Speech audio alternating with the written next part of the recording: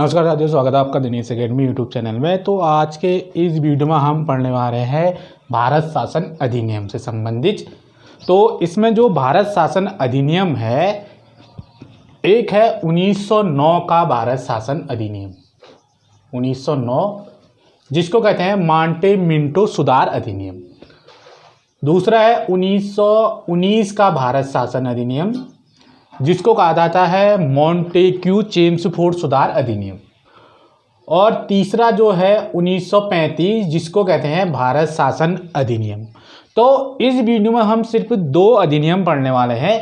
एक पढ़ने वाले हैं 1909 का मांटे मिंटो सुधार भारत शासन अधिनियम, दूसरा जो है 1919 का मॉन्टेक्यू चेम्सफोर्ड सुधार अधिनियम। तो शुरू कर लेते हैं। तो सबसे पहले हम जानेंगे कि भारत शासन अधिनियम 1919, जिसको कहते हैं मांटे मिंटो सुधार अधिनियम, तो इस अधिनियम में किन बातों का जो जिक्र किया गया है, यानी कि किन बातों को भारत शासन अधिनियम 1909 के तहत रखा गया है।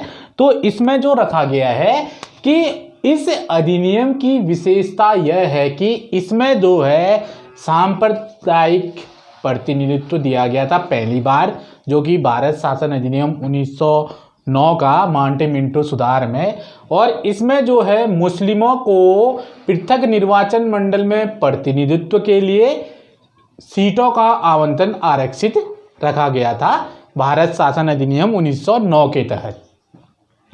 उसके बाद इसमें यह भी कहा गया है कि फूट डालो व राज करो अनुसरण की नीति भी जो है भारत शासन अधिनियम 1909 के तहत कहा गया है, जिसको कहते हैं मांटे मिंटो सुधार अधिनियम।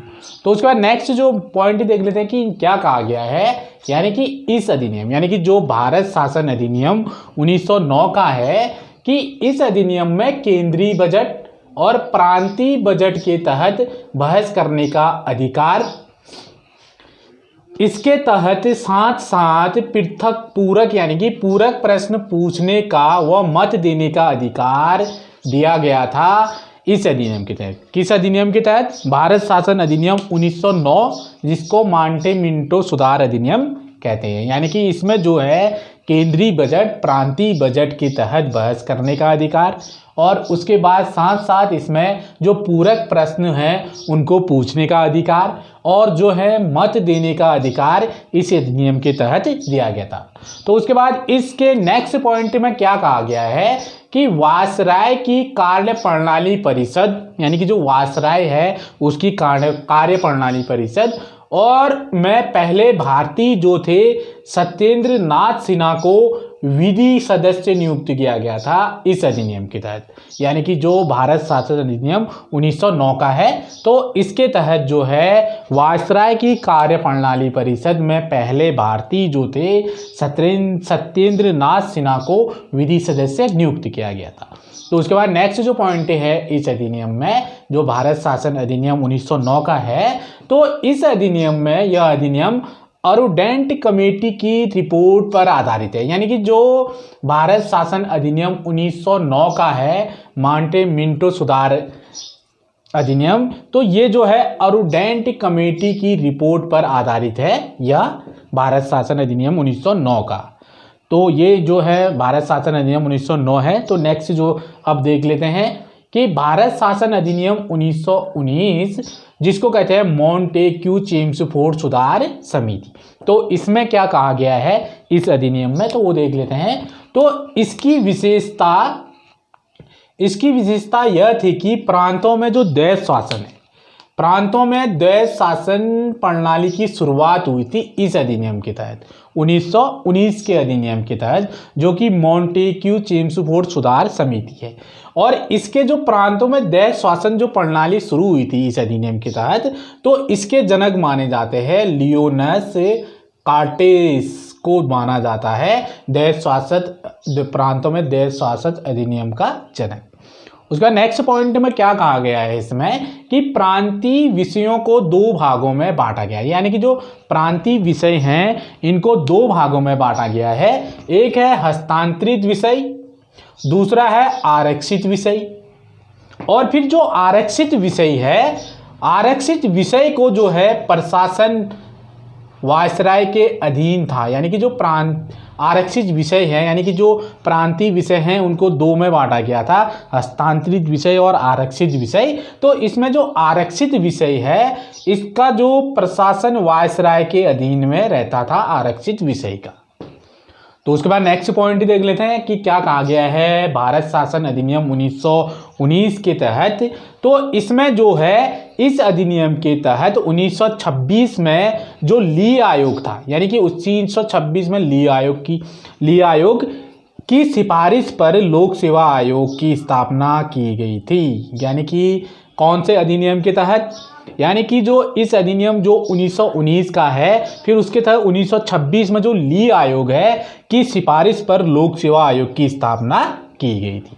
उसके बाद नेक्स्ट जो पॉइंट क्या कहा गया है भारत शासन अधिनियम 1919 का। तो इसमें जो है भारत का जो एक सचिव, भारत सचिव को भारत में महालेखा परीक्षक की नियुक्ति करने का अधिकार दिया गया था 1919 के भारत शासन अधिनियम, जिसको कहते हैं मॉन्टेक्यू चेम्सफोर्ड सुधार समिति। इसके तहत यानी कि जो भारत का सचिव को जो है महालेखा परीक्षक की नियुक्ति करने का अधिकार दिया गया था। उसके बाद नेक्स्ट जो पॉइंट क्या है कि केंद्र में, यानी कि केंद्र में द्विसदनात्मक विधायिका की स्थापना की गई थी 1919 के भारत शासन अधिनियम के तहत। और जो है जो द्विसदनात्मक है, एक था इसमें राज्य परिषद, दूसरा था केंद्रीय विधानसभा थी। यानी कि जो द्विसदनात्मक विधायिका है केंद्र में 1919 के भारत शासन अधिनियम मॉन्टेक्यू चेम्सफोर्ड सुधार समिति जिसको कहते हैं, तो इसमें जो है राज्य परिषद और केंद्रीय विधानसभा थी, यानी कि जो द्विसदनात्मक थी। तो उसके बाद है इस अधिनियम, यानी कि जो 1919 का अधिनियम है जिसको कहते हैं मॉन्टेक्यू चेम्सफोर्ड सुधार अधिनियम। तो इस अधिनियम में पृथक निर्वाचन मंडल में जो सिक्कों के लिए सीटों को आरक्षित की गई थी, यानी कि जो सिक्कों की सीटें हैं उसको आरक्षित कर दिया गया था 1919 के मॉन्टेक्यू चेम्सफोर्ड सुधार समिति भारत शासन अधिनियम के तहत। उसके बाद नेक्स्ट जो पॉइंट है लास्ट क्या कहा गया है इस अधिनियम में। तो इस अधिनियम में भारत सचिव व उसके परिषद का जो वेतन होता था भारतीय राजस्व से देना बंद कर दिया गया था। यानी कि जो है 1919 का जो भारत शासन अधिनियम है, इसमें जो है भारत सचिव व उसके परिषद का जो वेतन है वो भारतीय राजस्व से देना बंद हो गया था।